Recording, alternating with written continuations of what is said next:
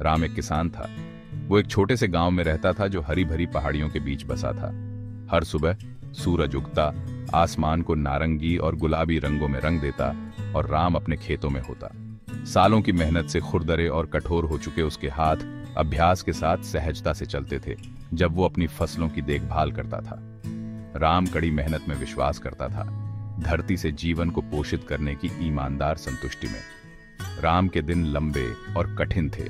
चिलचिलाती धूप में उसका माथा अक्सर पसीने से भीगा रहता था। फिर भी उसने कभी शिकायत नहीं की। उसके श्रम में एक शांत गरिमा थी, एक उद्देश्य की भावना जो उसकी थकी हुई आंखों से झलकती थी।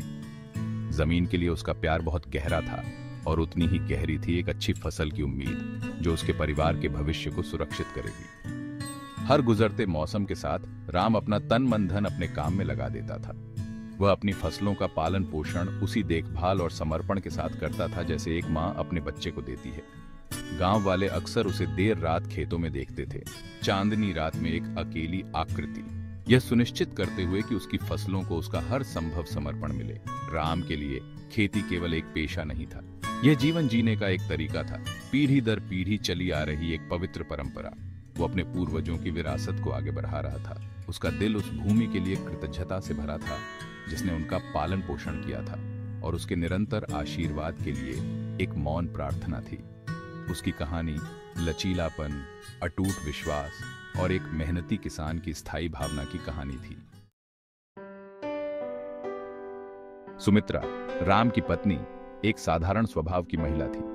वो राम से बहुत प्यार करती थी, लेकिन एक बढ़ती हुई बेचैनी को महसूस किए बिना नहीं रह पाती थी। उनका जीवन एक निरंतर संघर्ष था। उनकी कम कमाई मुश्किल से ही उनके गुजारे के लिए पर्याप्त थी। जहां राम को अपने काम में सुकून मिलता था, वहीं सुमित्रा कुछ और चाहती थी। वो उस सुरक्षा और आराम की लालसा रखती थी जो उनके जीवन में इतना दुर्लभ लगता था। गांव की दूसरी औरतों को गहनों और रंगीन साड़ियों से सजे हुए देखकर सुमित्रा के मन में एक ऐसी लालसा पैदा होती थी जिसे वो नजरअंदाज नहीं कर सकती थी। उसने सुना था कि उनके पति शहर में नौकरी करते थे और इतनी तनख्वाह घर लाते थे कि वो ऐसी विलासिताएं खरीद पाते थे। तुलना ने उसे अंदर ही अंदर खाना शुरू कर दिया। उसके कभी संतुष्ट रहने वाले दिल पर असंतोष की छाया पड़ गई। सुमित्रा अक्सर खुद को उस धूल भरी सड़क को देखते हुए पाती थी जो गांव से बाहर जाती थी। उसका दिल आशा और निराशा के मिश्रण से भरा हुआ था। आशा थी कि एक दिन उनकी किस्मत बदल जाएगी, और निराशा थी कि उनका जीवन हमेशा एक निरंतर संघर्ष बना रहेगा। उनकी परिस्थितियों का भार उन पर हावी हो गया, जिससे वो सवाल करने लगी कि क्या जमीन के प्रति राम का अटूट समर्पण उनके भविष्य को सुरक्षित करने के लिए पर्याप्त था। हमारी मुश्किलें, हमारा कभी न खत्म होने वाला संघर्ष, मुझे डर है कि हमारा जीवन हमेशा ऐसा ही रहेगा। सुमित्रा का एक दोस्त था जिसका नाम राज था। राज एक शहर का रहने वाला था, एक व्यापारी जो अक्सर काम के सिलसिले में गांव आता जाता था। वो उन विनम्र किसानों से बिल्कुल अलग था जो गांव में रहते थे। उसके कपड़े साफ और नए थे, उसका व्यवहार आत्मविश्वासी था, उसके शब्दों में शहर की चालाकी झलकती थी। राज अपने आकर्षक व्यक्तित्व और आधुनिक दृष्टिकोण के साथ हर उस चीज का प्रतिनिधित्व करता था जो सुमित्रा को अपने जीवन में खोई हुई लगती थी। राज सुमित्रा के असंतोष से वाकिफ था।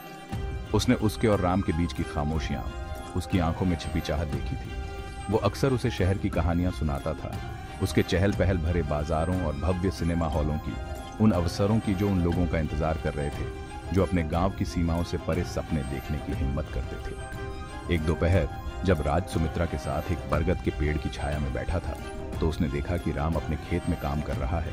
उसका माथा पसीने से तर है। राज के होठों पर एक व्यंग्यात्मक मुस्कान फैल गई। तुम्हारा पति इतनी मेहनत करता है, फिर भी वो साल दर साल जमीन के एक ही टुकड़े से बंधा रहता है। सुमित्रा अपने पति के प्रति अपनी वफादारी और एक अलग जीवन के लिए अपनी लालसा के बीच फंसी हुई चुप रही। राज के शब्द हालांकि कठोर थे, उसके गहरे डर के साथ मेल खाते थे। क्या जमीन के प्रति राम का अटूट समर्पण उसे अन्य अवसरों के प्रति अंधा कर रहा था? ऐसे अवसर जो संभावित रूप से उन्हें उनकी गरीबी से बाहर उठा सकते थे। राज ने उसकी कमजोरी को भांपते हुए एक किसान के जीवन के खिलाफ अपना भाषण जारी रखा। धीरे धीरे सुमित्रा के मन में संदेह के बीज बोए। उसने शहर को वादे की भूमि के रूप में बताया, एक ऐसी जगह जहां कड़ी मेहनत का फल भौतिक सुख सुविधाओं और आराम के जीवन के रूप में मिलता था। जो उस कठिनाई और अनिश्चितता भरे जीवन के बिल्कुल विपरीत था जिसे वो सहती थी। राम अपनी पत्नी के मन में उठ रहे संदेहों से बेखबर अथक परिश्रम करता रहा। उसने धैर्यपूर्वक सुमित्रा की चिंताओं को सुना। उसका दिल इस बात से भारी था कि वो उसे वो भौतिक सुख सुविधाएं नहीं दे सकता जो वो चाहती थी। फिर भी उसने अपनी जमीन, उस विरासत पर हार मानने से इनकार कर दिया जो उसे पीढ़ियों से चली आ रही थी। मानसून का मौसम आ गया, अपने साथ जीवनदायिनी बारिश का वादा लेकर। प्यासी धरती ने लालच से आकाश से पानी पिया और खेत जो कभी बंजर और भूरे थे हरे रंग के एक जीवंत चित्र में बदल गए। राम सुबह से शाम तक काम करता रहा। उसके नंगे पैर कीचड़ भरी धरती में डूबते रहे। उसकी आत्मा इस उम्मीद से प्रफुल्लित थी कि इस साल उसकी फसल भरपूर होगी। उसने अपनी सारी ऊर्जा अपनी फसलों के पालन पोषण में लगा दी। उसकी हरकतें सटीक और लयबद्ध थीं, क्योंकि वो बीज बोता था, खेतों में निराई करता था और प्यासी जड़ों तक पानी पहुंचाता था। काम करते समय वो धीरे धीरे खुद से बातें करता था। पीढ़ी दर पीढ़ी चले आ रहे प्राचीन लोकगीत, धुनें जो आशा, लचीलापन और किसान की स्थायी भावना की बात करती थी। शारीरिक थकावट के बावजूद जमीन पर काम करते समय राम के ऊपर शांति की अनुभूति छा गई। उसके पैरों के नीचे ठंडी धरती का एहसास, बारिश से सनी मिट्टी की गंध, उसकी देखभाल में उसकी फसलों के फलने फूलने का नजारा, यही वो चीजें थीं जो उसे सुकून देती थीं, जो उसे प्रकृति के साथ तालमेल में जीने वाले जीवन की अंतर्निहित अच्छाई की याद दिलाती थी। इस जमीन ने हमें सब कुछ दिया है। हमें इसकी उदारता पर भरोसा करना चाहिए, चाहे कितनी भी मुश्किल क्यों ना हो।